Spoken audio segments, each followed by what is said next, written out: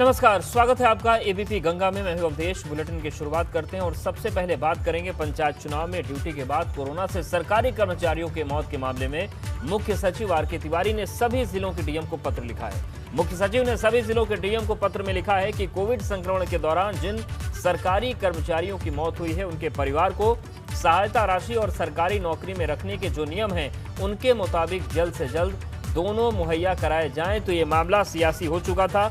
आज मायावती और अखिलेश यादव ने भी ट्वीट करके राज्य सरकार पर निशाना साधा था और सरकार पर निष्ठुर होने का आरोप लगाया था, जिसके बाद मुख्य सचिव ने चिट्ठी लिखी है और एबीपी गंगा ने प्रमुखता के साथ इस खबर को दिखाया था कि किस तरीके से जो टीचर्स हैं जिनकी मौत हुई है उन आंकड़ों को मानने के लिए बेसिक शिक्षा विभाग तैयार नहीं है। लेकिन अब मुख्य सचिव ने चिट्ठी लिखी है सभी जिले के जिलाधिकारियों को कि फौरन उन लोगों की मदद की जाए जो नियम के मुताबिक पात्र है।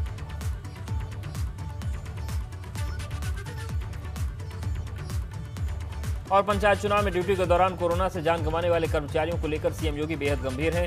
चुनाव में ड्यूटी के दौरान कर्मचारियों के निधन पर योगी सरकार ने मानवीय पहल की है। सीएम ने राज्य निर्वाचन आयोग की गाइडलाइंस में संशोधन करने के निर्देश दिए हैं। सीएम योगी ने टीम 9 की बैठक में मुख्य सचिव और अपर मुख्य सचिव पंचायती राज को निर्देश दिया है कि चुनाव ड्यूटी करने वाले जिस किसी भी कर्मचारी की कोरोना की वजह से मौत हुई है उन्हें चुनाव आयोग की गाइडलाइन में संशोधन कर मुआवजा और नौकरी दी जाए। सीएम योगी ने कहा कि हर एक मौत दुखद है, राज्य सरकार की संवेदना हर नागरिक के साथ है।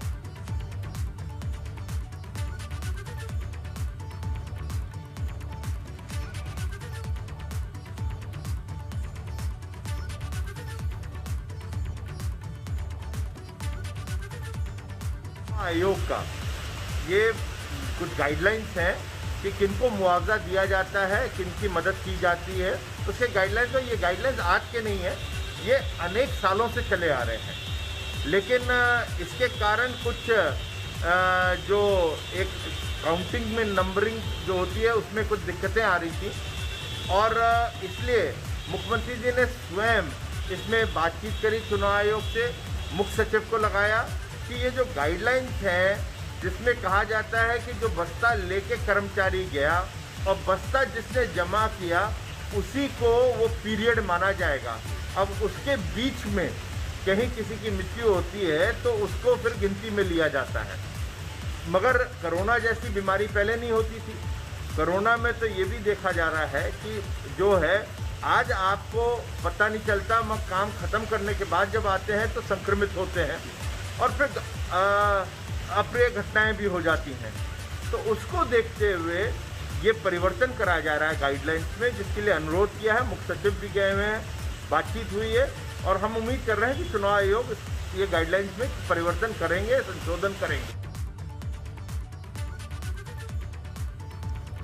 और चुनाव ड्यूटी में शिक्षकों की मौत के मामले में सपा के राष्ट्रीय अध्यक्ष अखिलेश यादव ने निशाना साधा। अखिलेश यादव ने ट्वीट करके लिखा कि अपनी शिक्षिका पत्नी को खोने वाले गोरखपुर के शिव शंकर प्रजापति के अनुसार यूपी पंचायत चुनाव लोकतंत्र नहीं मौत का त्योहार है। चुनाव प्रत्याशी व ड्यूटी में लगे शिक्षक अपनी जान गंवा रहे हैं। चुनाव की आड़ में मौत बांटी गई है, ये हत्याएं हैं, इनकी जवाबदेही तय हो और हर मृतक को इंसाफ मिले।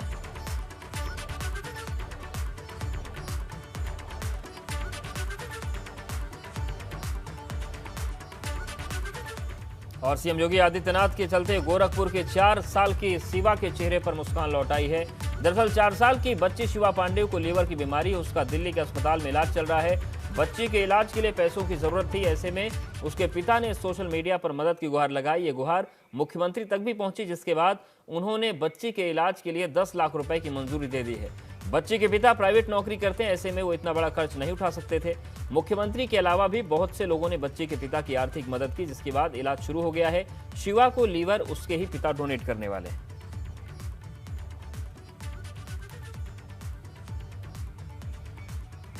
तो सोशल मीडिया पर मदद मांगी गई थी और उसके बाद मुख्यमंत्री ने इस मदद की मांग को संज्ञान में लिया और 10 लाख की मदद की।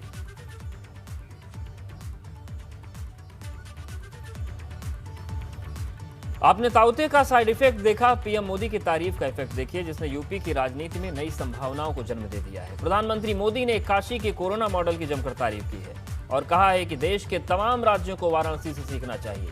पीएम की ये तारीफ इसलिए मायने रखती है क्योंकि काशी में कोरोना से निपटने की कमान पीएम मोदी के करीबी एमएलसी अरविंद कुमार शर्मा ने संभाल रखी है। और अब राजनीति के जानकार इस तारीफ के मायने निकाल रहे हैं कि क्या ये अरविंद शर्मा की यूपी की राजनीति में बढ़ते प्रभाव की शुरुआत है।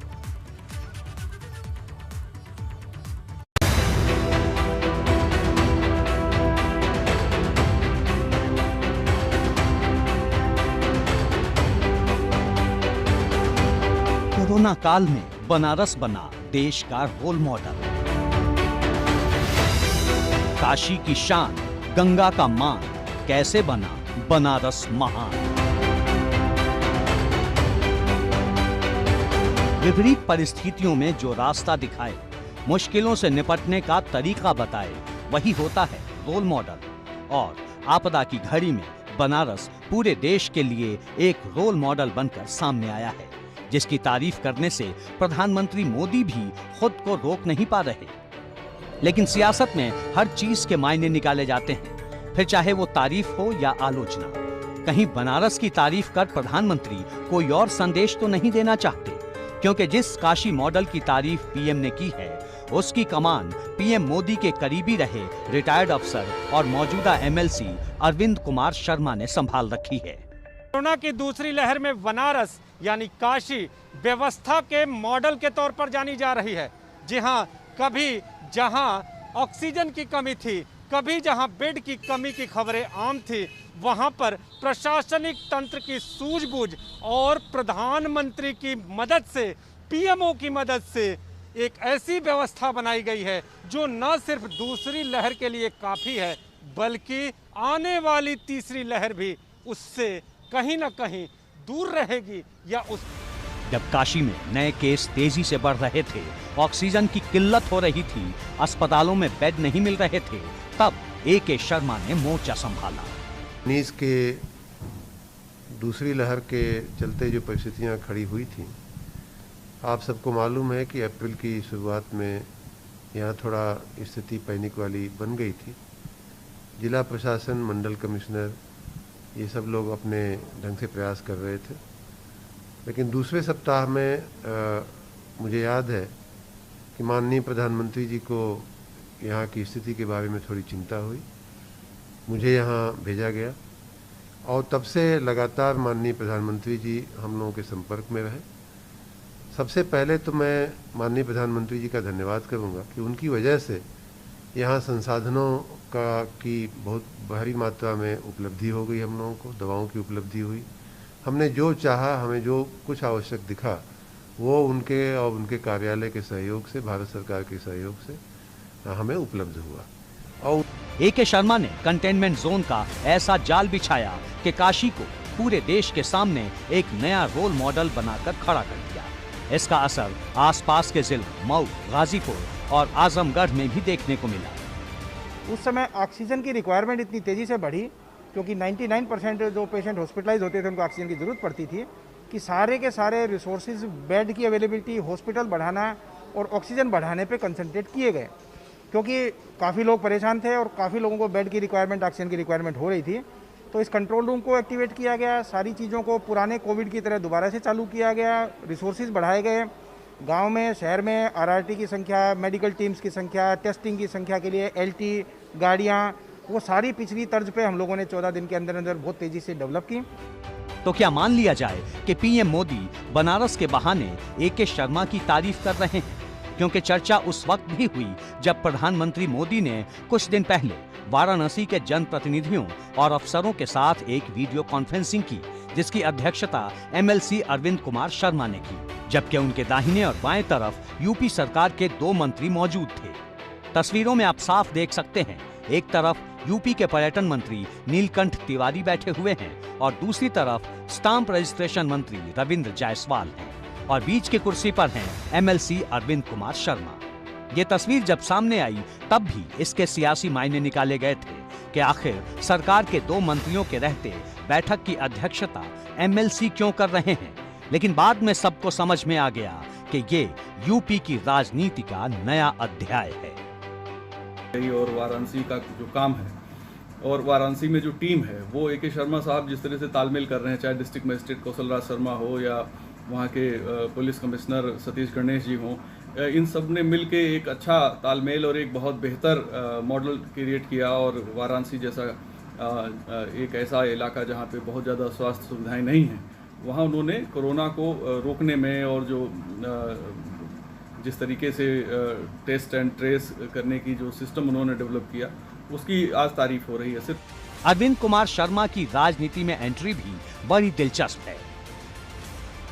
वो 1988 बैच के आईएएस अफसर रहे हैं। 2001 से 2013 तक गुजरात में नरेंद्र मोदी के साथ कई पदों पर काम कर चुके हैं और फिर 2014 में जब नरेंद्र मोदी पीएम बनकर दिल्ली आए तो एके शर्मा पीएमओ में भी उनके साथ आ गए और केंद्रीय सूक्ष्म और लघु उद्योग मंत्रालय में सचिव के पद पर तैनात रहे। बीते साल एके शर्मा को एमएसएमई विभाग की जिम्मेदारी केंद्र में मिली थी, लेकिन वो अचानक अपनी नौकरी से वीआरएस के लिए अप्लाई कर देते हैं, जो कुछ दिनों के भीतर ही मंजूर भी हो जाता है और 14 जनवरी को वो उत्तर प्रदेश में भाजपा की सदस्यता ज्वाइन करते हैं। इसके बाद पार्टी उन्हें एमएलसी उम्मीदवार बनाती है और जनवरी में ही वो निर्विरोध एमएलसी चुन लिए जाते हैं। इसके साथ ही एक झटके में वो ब्यूरोक्रेट से राजनेता हो जाते हैं। इसके बाद उन्हें लेकर तमाम तरह की चर्चाएं सियासत के गलियारों में होने लगी। कभी उन्हें सरकार में महत्वपूर्ण जिम्मेदारी दिए जाने की बात कही जाने लगी तो कभी कुछ। लोग इंतजार करते रहे, समय बीतता रहा, लेकिन ऐसा कुछ भी नहीं हुआ। 1988 बैच के आईएएस अफसर रहे अरविंद कुमार शर्मा मूल रूप से यूपी के मऊ के रहने वाले हैं। वो 2001 से ही नरेंद्र मोदी के साथ जब वो चीफ मिनिस्टर बने तब से काम कर रहे हैं और लंबे समय तक, जब तक वो चीफ मिनिस्टर रहे, उनके साथ सीएमओ में काम किया और जब प्रधानमंत्री बन गए नरेंद्र मोदी तब अरविंद कुमार शर्मा पीएमओ में चले गए। इसीलिए उनके जो जानने वाले हैं, जो करीबी लोग हैं, उनमें बहुत सारे लोग उन्हें मोदीज मैन कहते हैं और उनकी जो कार्यशैली है उसको लेकर भी तमाम बार ये कहा जाता है कि प्रधानमंत्री ने खुद उनकी कार्यशैली की कई बार तारीफ की है। होली के मौके पर जब एके शर्मा अपने गांव गए तो उन्होंने एक तस्वीर ट्वीट की जिसमें वो अपने गांव में महुआ बीनते हुए नजर आ रहे थे। इस तस्वीर की भी खूब चर्चा हुई। सियासी गलियारों में लोग कहने लगे कि आए किस उम्मीद से थे और अब कर क्या रहे हैं। लेकिन अरविंद कुमार शर्मा ने अपनी ताकत का एहसास सबसे पहले तब कराया जब दिल्ली से मऊ तक चलने वाली ट्रेन का संचालन जो बंद था, इसके लिए उन्होंने रेल मंत्री पीयूष गोयल को चिट्ठी लिखी तो गोयल ने बिना देरी किए फटाफट ट्रेन शुरू कर दी और बाकायदा पीयूष गोयल ने ट्वीट करके इसकी जानकारी भी दी। इतना ही नहीं, मऊ के जिस सरकारी अस्पताल में 2 साल से रेडियोलॉजिस्ट की भर्ती नहीं हो रही थी, पर एके शर्मा ने एक बार स्वास्थ्य मंत्री से बात की और फटाफट सरकारी अस्पताल में रेडियोलॉजिस्ट की भर्ती हो जाती है। ये तमाम वाकये बताते हैं कि अरविंद कुमार शर्मा की सत्ता में क्या हनक है। लेकिन सियासत में सही वक्त और सही मौके का होना मायने रखता है और कोरोना की इस विभीषिका में जिस तरीके से एमएलसी अरविंद शर्मा ने बनारस और आसपास के जिलों को संकट से उबारने का काम किया है, जिस तरीके से पीएम मोदी ने उनकी खुलकर तारीफ की है, उससे कहीं न कहीं इस बात के संकेत तो मिल रहे हैं कि यूपी की सियासत में शर्मा जी का संजीदा टाइम आने वाला है। एबीपी गंगा के लिए वाराणसी से नीतीश कुमार पांडे के साथ लखनऊ से अनुभव शुक्ला की रिपोर्ट। ब्रेक के बाद आपका स्वागत है। एक तो स्वास्थ्य विभाग वैसे ही ग्रामीण इलाकों में कोरोना मरीजों के ट्रीटमेंट पर सही ध्यान नहीं दे रहा, ऊपर से जिन लोगों की मदद की जा रही है उससे भी कुछ लोग सवाल उठा रहे हैं। एक ऐसा ही मामला सामने आया है इटावा से, जहां आरोप लगाया गया कि स्वास्थ्य विभाग ने कोरोना मरीजों को एक्सपायरी दवा दे दी। दवा पर एक्सपायरी डेट 21 अप्रैल लिखी थी। एक बार तो सभी लोग दवा खा चुके थे, लेकिन जब दोबारा दवा खाने का टाइम आया तो उनकी नजर एक्सपायरी डेट पर चली गई। तो ये हालत है। गांव में मॉनिटरिंग के नाम पर क्या क्या हो रहा है, ये तस्वीरें गवाही देती हैं। एक्चुअली ऐसा है, यहाँ आके मैंने देखा ये मेट्रोजिल टेबलेट है कोई इनके पास, गवर्नमेंट सप्लाई की तो है ये, लेकिन ICCC से ये दवा वितरित नहीं की जा रही है और ना ही हमारे पास ऐसे कोई आर्डर हैं WHO के या सरकार के या प्रशासन शासन से जो मेट्रोजिल ICCC से दे दी जाए। ICCC से सिर्फ कोविड से रिलेटेड किट हम मुहैया करवाते हैं, कोविड से रिलेटेड दवाइयाँ दी जाती हैं। ये मेट्रोजिल टेबलेट ICCC की नहीं है।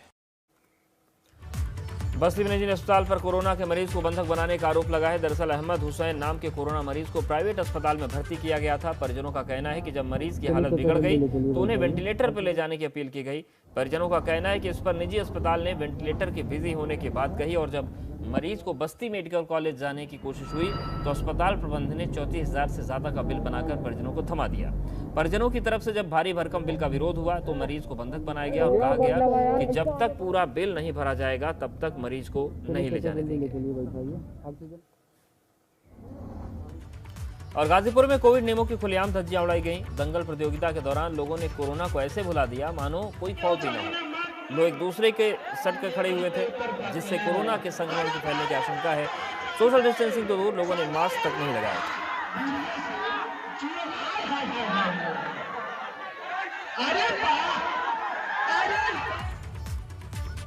जेवर विधायक धीरेन्द्र सिंह ने पीएम मोदी को पत्र लिखकर निजी अस्पतालों पर सवाल खड़े किए। इसके विरोध में अब आईएमए यानी कि इंडियन मेडिकल एसोसिएशन खुलकर सामने आ गया है। आईएमए ने विधायक धीरेन्द्र सिंह के पत्र का खंडन करते हुए एक सस्ती लोकप्रियता बताते हुए पीएम मोदी को पत्र लिखा है।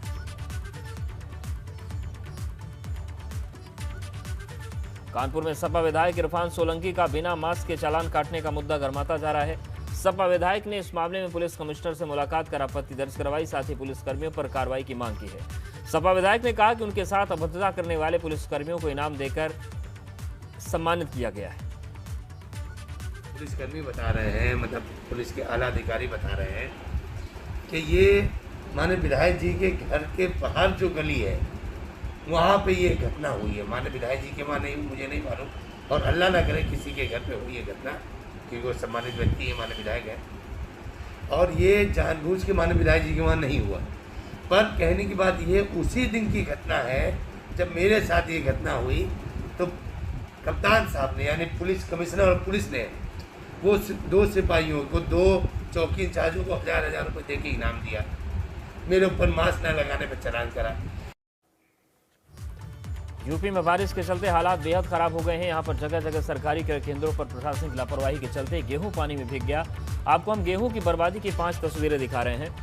पहली तस्वीर हापुड़ की है, जहां 1600 बोरी गेहूं पानी में भीगकर बर्बाद हो गया। तो मुरादाबाद में 1500 क्विंटल गेहूं बारिश में भीग गया। फतेहपुर में भी पानी में भीगने से हजारों क्विंटल गेहूं बर्बाद हो गया। इटावा में 800 बोरी गेहूं पानी में भीग गया। प्रतापगढ़ में भी लाखों क्विंटल गेहूं पानी में भीगकर बर्बाद हो गया।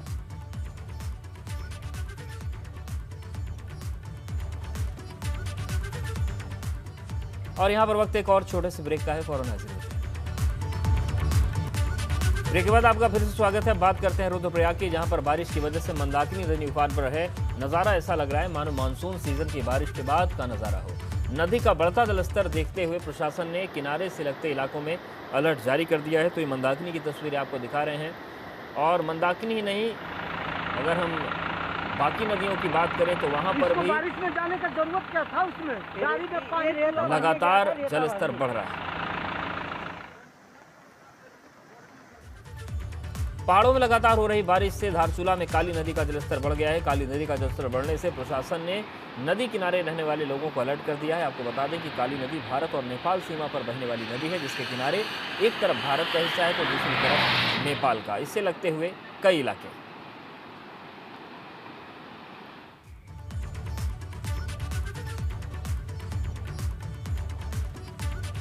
और इस बुलेटिन फिलहाल इतना ही। बने रहिए एबीपी गंगा के साथ।